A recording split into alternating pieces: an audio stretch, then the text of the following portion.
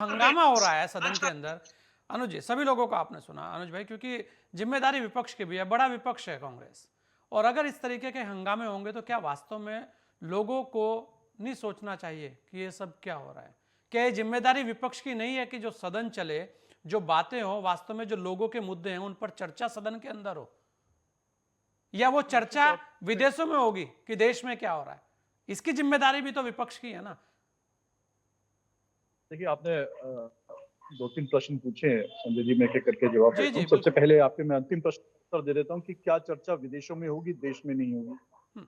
आपने देखा होगा, राहुल गांधी एकमात्र विपक्ष के ऐसे नेता हैं जो देश की संसद से लेकर के सड़क तक सारे मुद्दे उठाते रहे। हम्म। कन्याकुमारी से कश्मीर तक 4000 किलोमीटर चले हैं और देश की जनता से मिल के आए हैं, उनसे उनकी समस्याओं को उठा करके आए हैं। नहीं तो उस पर तो और किसी आज ने जब सवाल नहीं उठाया ना अनुज जी, उस पर किसी ने सवाल नहीं उठाया।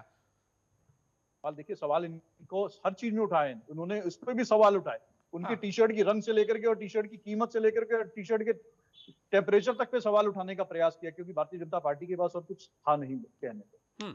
लेकिन जब ये लोग जाते 2015 में शंघाई में जाते हैं, देश के प्रधानमंत्री जाते हैं और अपने आप को देश का, भारत का वासी होने में शर्मिंदगी महसूस करते हैं कि न जाने कौन सा ऐसा पाप किया था, इस देश में पैदा हुए हैं, तब कोई चर्चा नहीं होती। तब वो लोकतंत्र पे को शर्मसार करने वाला काम नहीं होता, इस देश को शर्मसार करने वाला काम नहीं होता। मुझे लगता है भारतीय जनता पार्टी को उस पर फक्र महसूस करना चाहिए, आज एक लाइन जारी करनी चाहिए। लेकिन राहुल गांधी जी आज इस ग्लोबलाइजेशन के दौर में, आज हम आप यहाँ संजय जी अगर किसी चर्चा को बैठ के कर रहे हैं, आप कहीं बैठे हैं, मैं कहीं बैठा हूं और पैनलिस्ट कहीं और बैठे हैं, तो ये यहीं तक सीमित नहीं है। लाखों करोड़ों आपके दर्शक जो देख रहे हैं और सोशल मीडिया के इस जमाने में एक कमरे में कहीं भी बात ना जाने कहां से कहां, 7 समुद्र पार तक बहुत आसानी से पहुंच जाती है। तो ये बात कौन सी जमाने की बात कर रहे हैं हम? क्या विदेशों में जाकर के इस तरह की बात करना, अपने देश की बात करना, देश की अच्छाई की बात भी कही जाती है? और जब एक बहुत बड़ी इस विश्व की सबसे अहम यूनिवर्सिटी, कैम्ब्रिज यूनिवर्सिटी, सबसे पुरानी यूनिवर्सिटी, राहुल गांधी जैसे नेता को बुला करके अपने यहाँ एक उनका भाषण करवाते हैं, उनसे चर्चा करवाते हैं, तो ये हमारे को फक्र महसूस होना चाहिए, क्योंकि आपके किसी नेता को वहां पे आमंत्रित नहीं किया गया है। आपके नेता तो वो नेता थे कि जिनको लंदन ने, इंग्लैंड ने अपने यहाँ से 10 साल का वीजा देने के लिए भी बैन कर दिया था, 10 साल तक एंट्री बैन कर दी थी। अमेरिका ने वीजा देने तक मना कर दिया था 2002 के दंगे में। लेकिन यही वो विपक्ष के नेता हैं जो इस देश की इज्जत बढ़ाते हैं, इस देश का मान बढ़ाते हैं, और वही देश जो है इनको बुलाते हैं कि आप आइए बात करिए। और क्या बात की है?